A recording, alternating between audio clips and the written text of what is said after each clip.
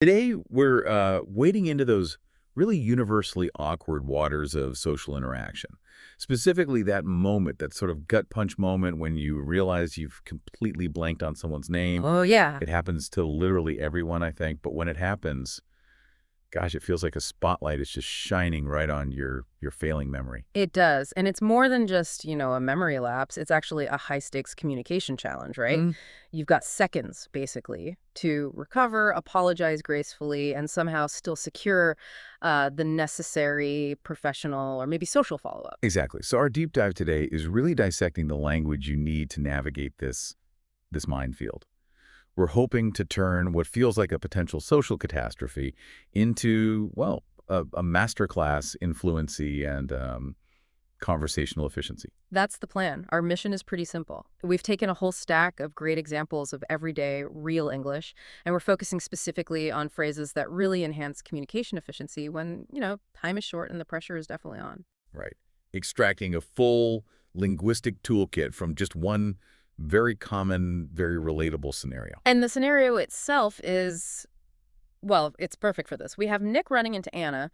They were just talking about pretty high-level stuff, specifically foreign investment, at a conference like last week. So a significant conversation. A significant, engaging conversation.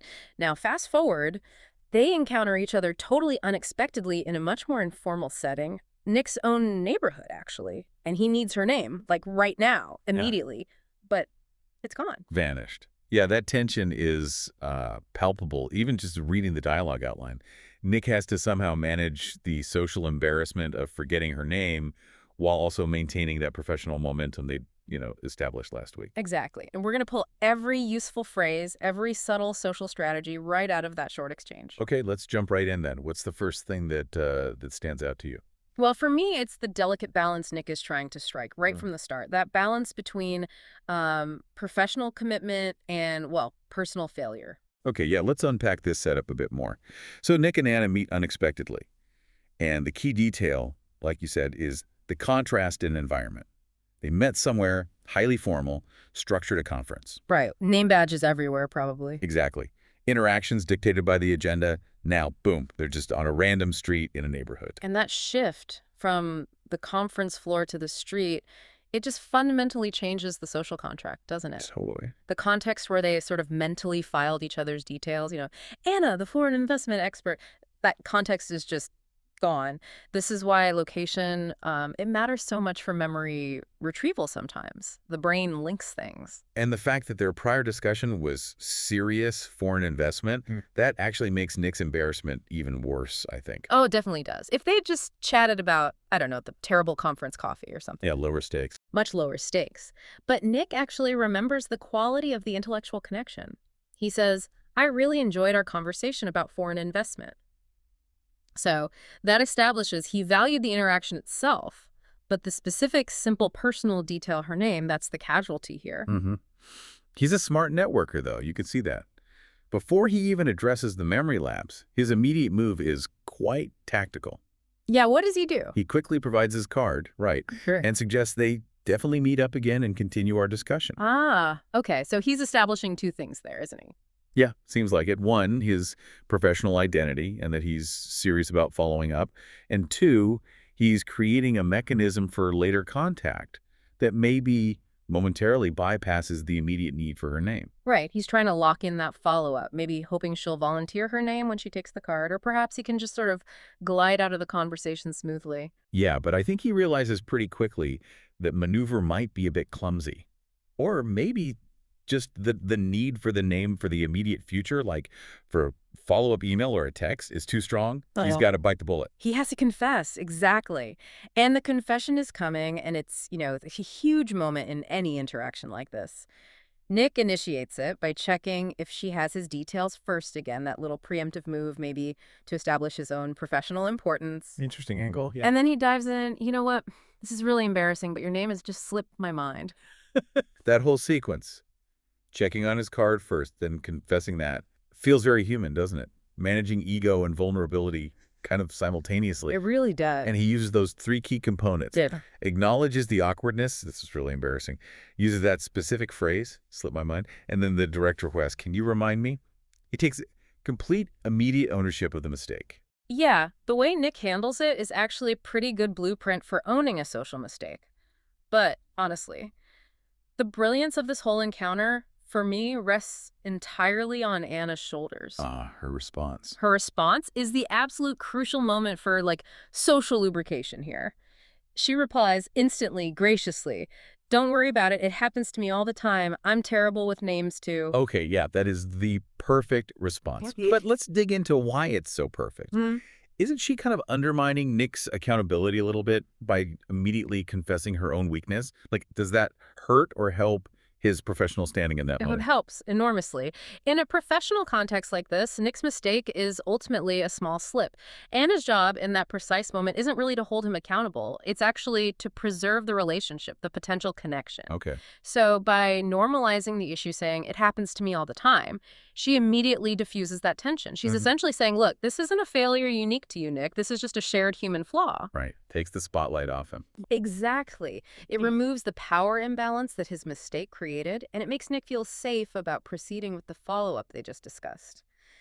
Imagine if she'd shown even a hint of irritation or stiffness. The professional momentum. Totally lost. Yeah, you're right. It's a really remarkable piece of conversational kindness, actually.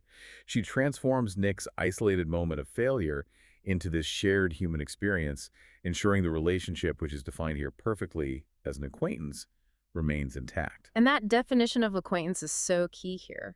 The research we looked at reminds us that an acquaintance is someone you know but who is not a close friend. And that captures Nick and Anna perfectly, doesn't it? They know each other, they have a shared professional history, but their relationship hasn't solidified into, actual friendship yet. And the depth of that relationship directly correlates with how severe the name lapse feels. I mean, forgetting the name of a close friend or a family member, that's potentially a serious relationship failure. Oh, absolutely. Big trouble. But forgetting an acquaintance's name, it's common. It's almost an expected human filing error, especially when the context shifts so dramatically, like from the conference hall to a random neighborhood street. Absolutely right. The brain files information contextually. So when you pull the person out of the mental foreign investment conference file cabinet and encounter them randomly on the street, that specific tag, the name, is often just left behind in the drawer. This type of relationship, the acquaintance, is the one most vulnerable to the slip of the mind. Understanding this makes the forgetting feel less personally damning. Okay, let's pivot now to the linguistic tools used to manage the clock in this situation. Nick had to signal he was pressed for time, Eh. right? But he had to do it politely, so he didn't just seem rude or like he was blowing her off. He used the phrase, in a bit of a hurry. Yeah, and this is such a highly functional and quite polished phrase, actually. It's the conversational equivalent of putting a polite, gentle time limit on the interaction. It means basically you're lacking time, you're moving quickly, or, you're in a rush. But crucially, the addition of a bit of a, that's the politeness modifier. It really softens the declaration of haste. Right. If you just blurted out, I'm in a hurry, it can sound stressed, maybe slightly aggressive even, and Mm. totally focused on yourself. Adding a bit of implies that, okay, your urgency is manageable, and you're still willing to give the other person some attention, even if it's brief. It sets the expectation for brevity without sounding like defensive or standoffish. Exactly. Let's delve into these specific usage examples from the data we have because they really illustrate its versatility.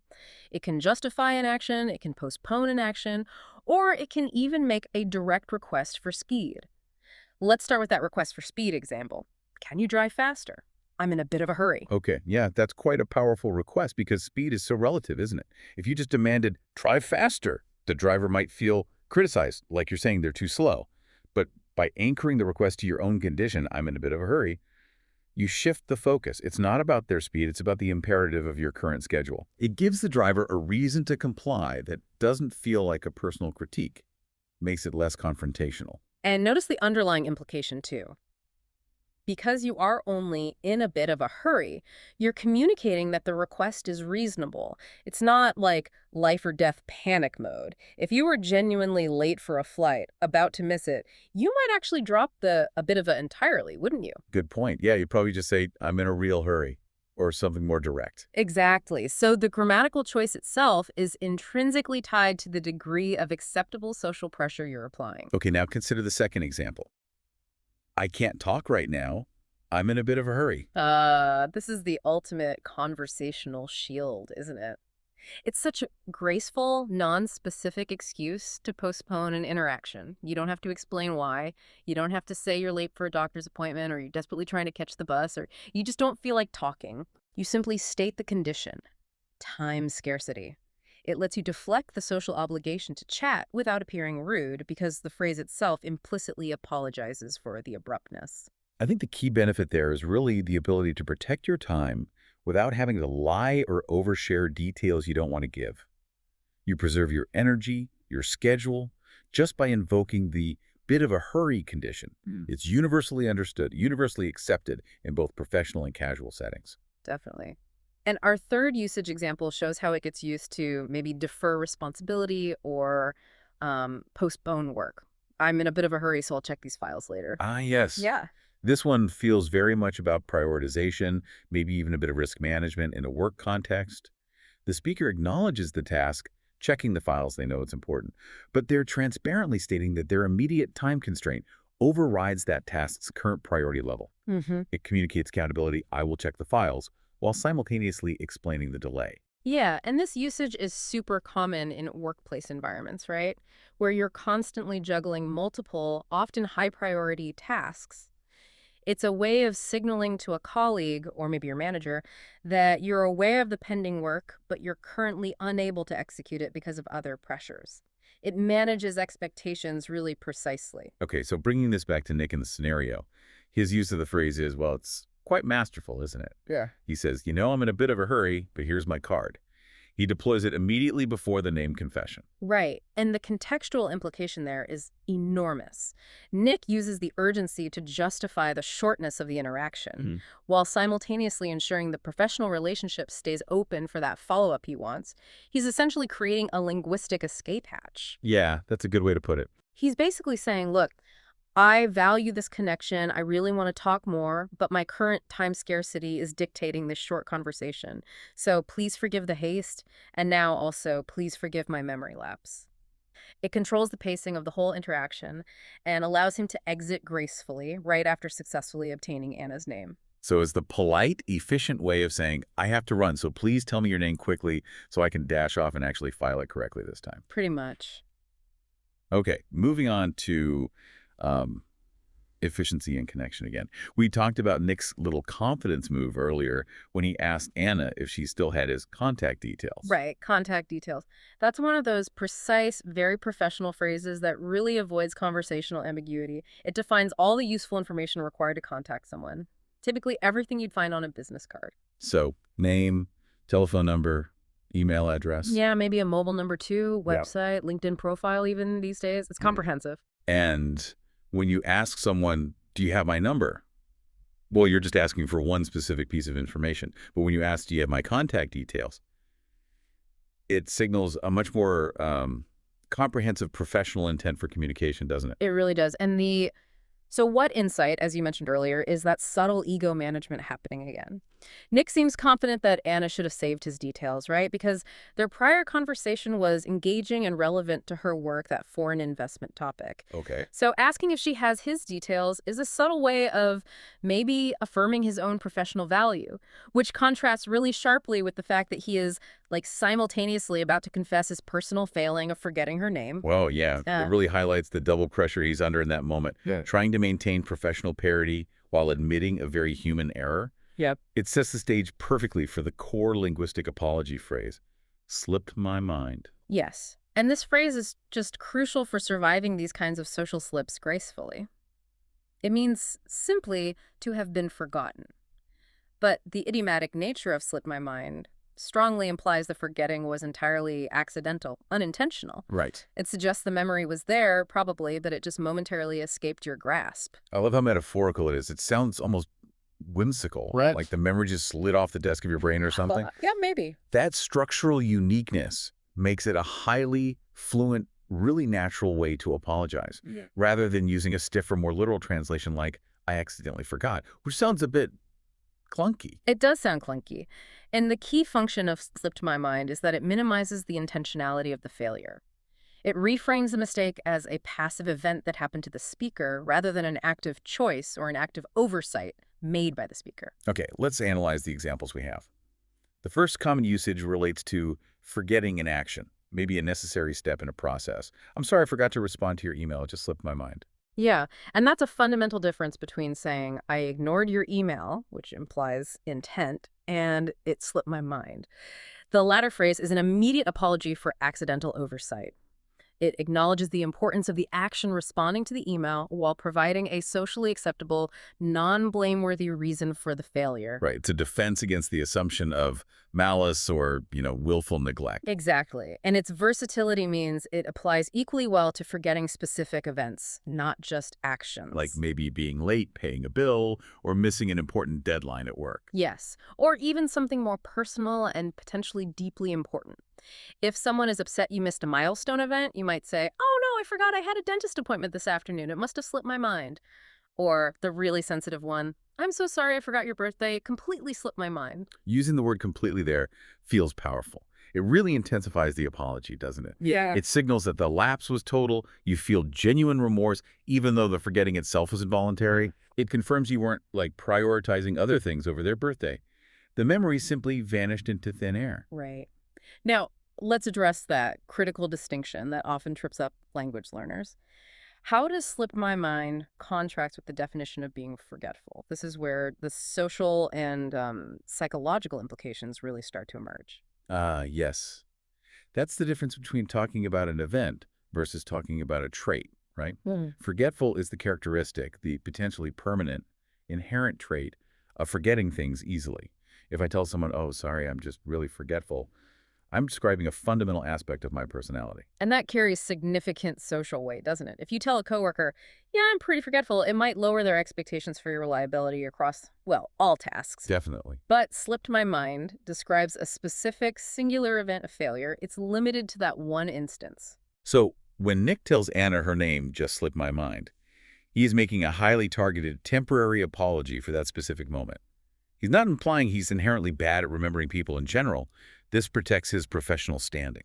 Exactly. If he had said, sorry, I'm very forgetful, Anna might, quite rightly, question his ability to handle complex details like, say, foreign investment. This is so critical for you, the listener, when applying the phrase. Always use slip my mind for those one-off failures, where you want to signal that generally you are competent, but this specific piece of information just momentarily escaped you. You should probably reserve I am forgetful for situations where you genuinely want to lower expectations, or perhaps use it as self-deprecating humor among close friends who already know you well. Yeah. If you say it too often in a professional setting, people might start to worry about handing you crucial responsibilities. Maybe let's give this project to someone less forgetful. Precisely. So, slipped my mind is the preferred linguistic evasion tactic, if you will, for the ambitious professional. Yeah. It subtly shifts the blame from the individual's competence to the transient, sometimes unreliable nature of memory itself. Okay, let's transition slightly now to fluency and just general conversational flow. Anna does an excellent job, actually, of setting a relaxed tone right from the very beginning. Despite the professional background and the, impending awkwardness, she uses a highly casual, very natural greeting. Nick, how's it going? Yeah, that's a classic fluency tip right there. How's it going? Is just the perfectly natural, casual alternative to the slightly more stilted or formal how are you, or even how are you doing. Mhm. When you encounter someone unexpectedly, especially someone you know but maybe not super well, a casual greeting like this is essential for quickly establishing rapport and setting a relaxed tone. Mhm. Anna's choice here really shows good social intelligence, I think, by using how's it going. She immediately signals that this conversation is intended as an informal catch-up, not necessarily a direct continuation of their formal conference session. Right. And this subtly paves the way for Nick's subsequent awkward confession to feel a little less severe, because she has already lowered the overall register, the formality level of the interaction right from the start. That's a great point. It's subtle, but it's a powerful move. If she had greeted him really formally, like, Nicholas, it is good to see you again, Nick's name confession would have felt like a much greater breach of etiquette, wouldn't it? Oh, definitely. Much more jarring. Yeah. The immediate shift to informality just eases the pathway towards his confession. Okay, so beyond the greetings, the dialogue is also really rich with fantastic spatial language. language defining exactly where they are and their relationship to the location. Nick opens that part of the conversation by asking, "Do you live around here?" Right. Around here is our first key spatial phrase. It signals general proximity, basically meaning close by. It's vague enough to be used when you're not quite sure if the person is a resident, or maybe just visiting, or perhaps working in the area, like Anna. Yeah, it's like casting a wide net. If you're wandering around lost and need basic directions, you might use that classic example, "Excuse me, is there a bakery around here?" Mm. You're just asking about the general vicinity. Exactly, but Anna's response is much more specific, much more precise. She doesn't live there, but she says, actually, my office is right around the corner. Ah, okay. And this is a critical distinction for fluency, isn't it? Right. Right around the corner is not just general proximity. It signifies immediate proximity. Yes. We use it to mean typically the next street over or perhaps just seconds away walking distance. It means very, very close. I think this is where language learners sometimes stumble. If you ask someone, say, a tourist, "Is the subway station around here?" and they reply, "Yes, right around the corner," that suggests a very easy, immediate path. You expect to see it almost instantly. But if they just replied, "Yes, it's around here," you might still have to walk several blocks before you actually find it. Precisely. If you confuse the two, you can sound unnatural. Or worse, you could actually mislead someone quite badly. Imagine you're trying to give directions to, I don't know, a great little pizza place. Telling someone it's just around here when it's truly right around the corner actually undersells the convenience. Yeah, they might not bother looking if they think it's far. Exactly. And conversely, telling someone it's right around the corner when they actually have to walk 10 minutes could lead to some serious frustration when they can't find it immediately. So that little word "right" in that context adds a layer of certainty and immediacy. It really does. And then we also have the third related phrase, which is around there.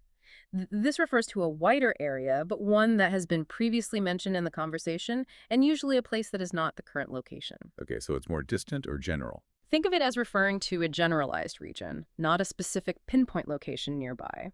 If we were discussing, say, the whole city of Los Angeles, and I mentioned that I lived in a particular neighborhood 10 years ago, I might say something like, yeah, Los Angeles is a great city. I used to live around there. Got it. So around there references a known general area that's distant or non-immediate. Around here references the general immediate vicinity of where the speakers currently are. And right around the corner is that very specific hyperlocal reference point, basically the next street or block. Exactly. And in Nick and Anna's dialogue, they demonstrate this interplay perfectly. Nick uses the general phrase, "Do you live around here?" as a casual opener based on their current shared location. Anna, being precise about why she's there, clarifies, "My office is right around the corner." This sets her location as immediate and also explains her purpose in Nick's neighborhood. She's not just randomly wandering, she's working very close by. Wow. That entire spatial exchange takes, what, mere seconds? Mm-hmm. But it provides tremendous insight into conversational nuance and precision. Okay, let's circle back now to Anna's incredible diffusing tactic. That moment where she connected her own personal trait to Nick's lapse by saying, "Don't worry, I'm terrible with names too." Hmm. That structure, "terrible with," is such a fantastic tool for, well, confessing a weakness, basically. Yeah, it's a very fluent and quite emphatic way of saying you are consistently bad at something. Mm, And critically, this is where Anna uses the language of trait, right? Contrasting it with Nick's use of event, slipped my mind, she's defining a more permanent aspect of her character. exactly. And by doing so, she cleverly lowers the expectations placed upon her own memory and ability, which is a really useful social strategy in itself. Yeah, if she forgets Nick's name next time they meet, she's already provided a kind of pre-justification. "Well, I told you I was terrible with names." Precisely. And the phrase is just so broadly applicable in daily life. Let's spend a bit of time on the examples provided in the material because they really show the sheer range of human failings we excuse with this simple term. Okay, good idea. Let's start with the quantitative realm. Okay. I'm terrible with numbers. Right. And this covers a huge area, doesn't it? You might use this phrase if you genuinely struggle with simple addition, the classic can barely add 2 plus 2 joke. Or it could mean you can't manage complex spreadsheets at work. Or maybe you simply cannot remember phone numbers or PIN codes easily. Yeah, it signals to others. Please don't ask me to balance the budget or calculate the tip at dinner or remember that long account number. It sets immediate expectations for those around you. Don't rely on me for accurate math. It's almost like a conversational risk mitigation strategy. Okay. Then there's the directional feeling. I am terrible with directions. I always get lost. Ah, yes. The classic admission of possessing a fundamentally broken internal I compass. know I've definitely used this one many times. When you use this phrase, you are immediately lowering the expectation that you will ever be able to successfully guide someone anywhere. Yeah. If you're in a car, you're basically signaling, please don't hand me the map because I will probably lead us into a dead end or the wrong city. And notice this one is often used with a reinforcing follow-up statement like, I always get lost, which really confirms the permanency of the trait. It's an admission that effort doesn't really fix the problem. The weakness feels inherent. Okay. Moving to social applications, which is closely related to the name issue, is facial recognition. I'm terrible with faces. I can never remember what people look like. Yeah, this is a struggle specifically with visual memory, and it's a surprisingly common social challenge. If you use this phrase, you're essentially explaining why you might pass your coworker in the hallway and not even recognize them out of context. Hmm. It's an important phrase because it signals to the person you are speaking to that if you forget them, it's not because they are somehow unremarkable or forgettable, but because your brain specifically struggles with that kind of visual recall. It depersonalizes the potential slight. Right. It makes it about your brain, not about them. Okay. And finally, the modern universal confession. I'm terrible with technology. Oh, the phrase of our age, absolutely. This excuses everything from being unable to figure out how to operate a new smart device to those frequent computer malfunctions that seem to happen only to you. Yeah, why does this always happen to my computer? Exactly. You're using this phrase to excuse your lack of technical prowess and often maybe implicitly solicit assistance. You're kind of saying, look, the machine itself is probably fine, but I lack the aptitude to operate it successfully. So, bringing it all back to Anna, her decision to use this specific construction, I'm terrible with names too, is highly strategic, isn't it? Extremely strategic. By defining her own personal, perhaps permanent trait, she validates Nick's specific, temporary lapse.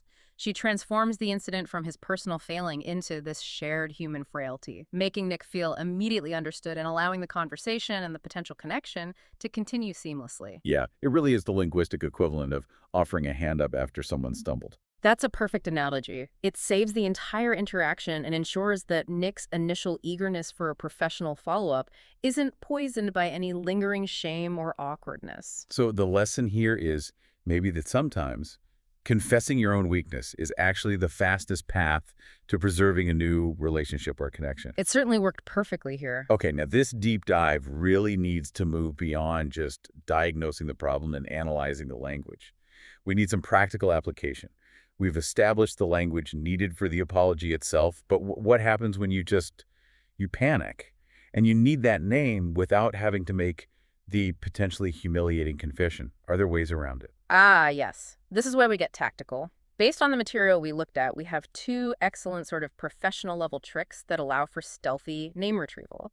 And they work particularly well in settings like Nick and Anna's, which, remember, originated in a business context. Okay, let's hear them. Trick number one. The simplest, ask for the card. Ah, the classic business card maneuver. The rationale is just beautiful in its smoothness, really. You approach the person, you express genuine enthusiasm for the previous interaction, just like Nick did about the foreign investment talk, and then you say something like, I would really love to follow up on this discussion. Do you happen to have a card on you? It's a completely standard, totally unremarkable professional move. But the card, of course, contains The name. the name, exactly, thus retrieving the vital information you needed without ever having to utter the phrase, it slipped my mind. Okay, yeah. That reclaims the control of the interaction, doesn't it? Yeah. You're focusing the conversation on the future professional connection rather than dwelling on the present memory failure. Very smooth. Very smooth. And trick number two for the more modern, perhaps paperless professional, Okay. ask for the email. Ah, yes. If they say, oh, I don't have any cards on me, you can politely ask them to maybe write down or just share their email address. This is the modern lifesaver. It really is. Because in, 90%, 95% of professional cases, their full name is spelled out right there in their email address. john.smith@company.com or anna.jones@firm.net, something like that. Exactly. And you can even ask them to spell the email address out for you. Oh, sorry, could you spell that domain name again? Which is a completely normal request just for accuracy. And boom, you have the name spelled out right in front of you or dictated to you. Yeah, that's brilliant. It's a total win-win disguised as just being diligent about the professional follow-up. These two tricks effectively bypass the entire confession stage. They rely on the underlying assumption that you are simply trying to be meticulous about the follow-up details, not that you've actually forgotten their name entirely. And that ultimately is perhaps a higher form of social intelligence. Achieving your goal, getting the name, while simultaneously protecting your social standing and avoiding embarrassment. Couldn't agree more. Okay, speaking of social standing and embarrassment levels, Yeah. let's flesh out that ultimate anecdote the research provided. The truly high-stakes scenario, forgetting a family member's name. Oof. Yeah. This isn't just a business acquaintance. This feels like a potential lifelong obligation failure. Right. This specific story is powerful because it really illustrates the depth of the panic when the stakes are truly emotional and familial. Imagine yourself at a large family reunion. Maybe you haven't seen some of these relatives since you were like a kid.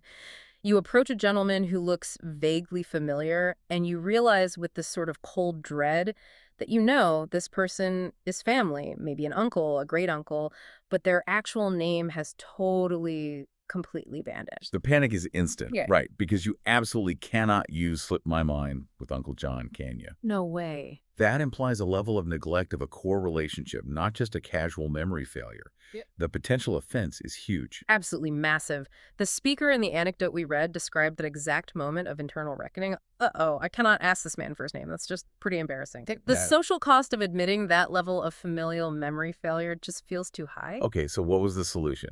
It required total stealth and, like, infiltration tactics, right? Pretty much.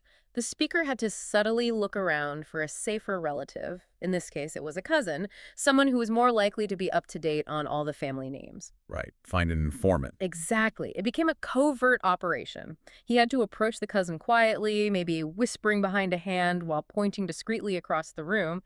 Hey, who is that guy over there? The one standing by the punch bowl? Notice he's phrasing the question generically. Who is that guy? To suggest just general curiosity, not profound, embarrassing forgetfulness about his own family. Smart. And the cousin, naturally, just supplies the name, probably without thinking twice. Oh, that's Uncle John. And that moment, the sudden retrieval of the name Uncle John, it must be immense relief mixed with this kind of secondary, delayed embarrassment. Like, got the name. Oh my God, how did I forget Uncle John's name? Exactly, but the anecdote didn't quite end there, did it? Now you have the name, but the previous avoidance, the fact you've been ignoring him for the first hour of the reunion, has made the situation a bit sticky. How do you actually approach Uncle John now after all that?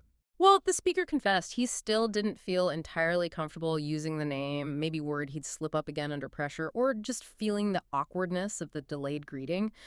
So they defaulted to the generic title just to avoid any potential confrontation or further slip up. They just walked up and said, "Hi, Uncle." Hi, Uncle. Oh, Wow, that is the ultimate linguistic evasion technique, isn't it? Avoiding the potentially offensive specific name by just retreating into the safety of the general familial title. it solves the immediate problem, it preserves dignity, Yeah. mostly, and it prevents any awkward moment where the specific name might be momentarily forgotten again under pressure. It just reinforces that the level of linguistic strategy people employ is often directly proportional to the perceived social or emotional threat of the forgetfulness. Absolutely. And if even family members can pose this level of challenge, it really reinforces the necessity of having these phrases we've discussed today ready for mere acquaintances like Nick and Anna. Good point. Okay, let's quickly circle back and just reinforce a couple of those associated definitions from the research that kind of frame this entire discussion about memory and speed. Sure. First, the concept of successful memory retrieval when you see someone in person. To recognize. This simply means to know and remember someone or something you have seen before. The interaction with Anna initially failed because Nick recognized her face and her context, the conference talk, but he failed to recognize or retrieve her name. Right. And second, reinforcing our very first takeaway about that state of regency. If you need to move quickly and you don't have much time, you are in a rush, which is the more direct version of in a bit of a hurry. Exactly. These two concepts, the fundamental need for recognition and the constant constraint of time, they are really the twin pressures driving almost every phrase we've analyzed today. Wow. This has actually been a pretty profound deep dive into what, on the surface, just looked like a simple, maybe slightly embarrassing moment on the street. We've effectively transformed Nick's awkward encounter with Anna into, well, a complete linguistic toolkit for managing time pressure and memory failure in pretty much any social setting. Yeah, we really covered a lot. How to express urgency politely using that softened phrase in a bit of a hurry. How to professionally confirm follow-up using the comprehensive term contact details. And maybe most importantly, how to issue that specific event-based apology for memory failure by saying something slipped my mind. We also identified those critical fluency builders, like using a casual greeting like "how's it going" to set the tone.